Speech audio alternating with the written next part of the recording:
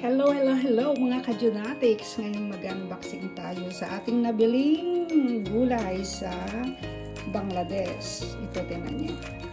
Dati-rati, sa Pilipinas lang ito natitikman. Ngayon, dito na. Ayan, ito yung binili ko.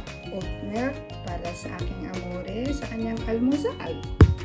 Tapos, ito, nakabili tayo ng upo. Ayan, magkano ba yung kilo? 150 euro ata. Or, 150 ata or 2 euro. Tapos, ang palaya, ayan, 150 ang kilo. Ewan ko kung ilang kilo ito.